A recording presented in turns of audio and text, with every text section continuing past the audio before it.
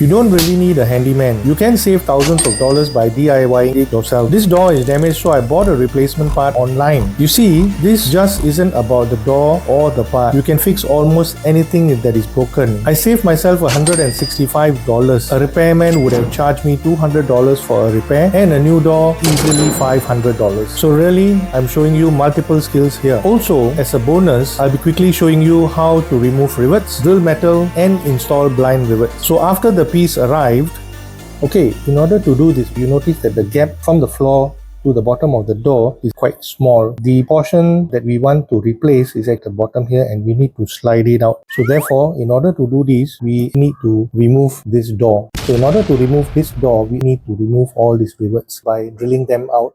This is the drill I'm going to use. The drill bit is the high-speed steel drill bit, and it's meant for drilling light aluminum or softer metals. The other thing that you need to make sure your drill is not set at impact, but is just set at a drill mode. The impact looks like a hammer. Set it at the drill mode and control using this trigger over here. I can squeeze a little bit and control using the trigger. The other tool that we require is a hammer and a drift. This is to remove the broken portion of the rivets and vacate the hole that we're going to reinstall new rivets in. So when operating this drill, make sure that you are running it at a low speed sufficient for you to remove the head of the rivet. The size of the drill bit should be the same size as the rivet pin. The rivet looks something like this installed. So what we are removing is the head only. The stem remains inside sometimes, so we just can knock it out. Please don't forget to wear your safety goggles when you are performing any drilling operation. Position the drill in the center or the head of the rivet, and then control your trigger, gradually drill through.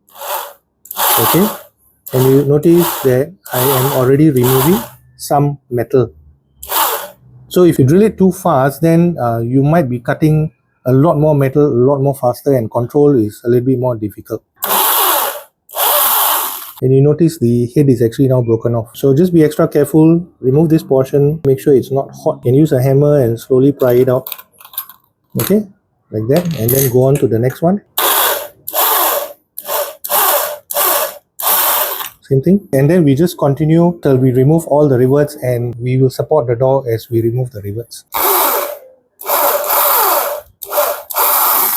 We are now going to pull the door out. So the door is out. Before we move to the next step of fixing the door, we have to make sure that all these old rivets are knocked through and the hole is available like this for us to install the new rivets.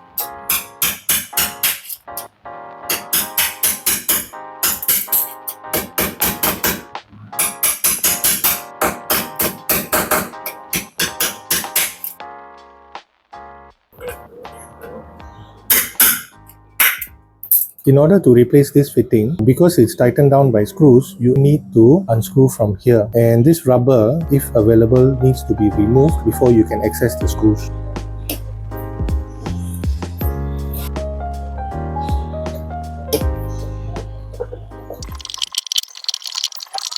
In order to proceed to the next part of the repair or the replacement, what we need to do is, in order to fit this correctly and to tighten the screw, we can put it in like this. When we are fixing the screw, we need to lift the door upwards.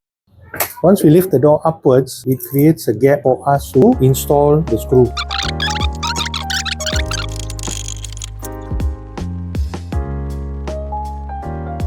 The final part of the repair is to install the door, and what we're going to do is we're going to do some blind riveting, and this is the rivet gun that I'm going to use. This is the blind rivet that I'm going to use. I position the blind rivet like this and then slot it into the slot and then squeeze the trigger. But before you do this, make sure your door is level and the holes are aligned for you to do the riveting. Okay, once it's sitting nicely, then you can proceed to squeeze the rivet handle.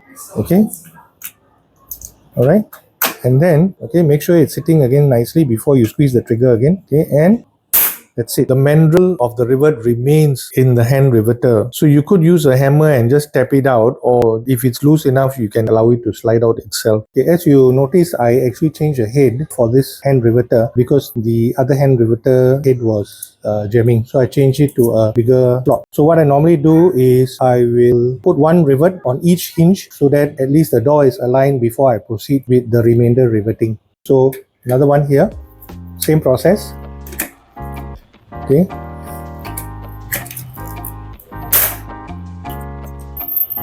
Okay, the rivet installation is completed, and the last part is to make sure that we are able to open and close the door successfully, and we also make sure that the gap below is repaired. It's another successful repair.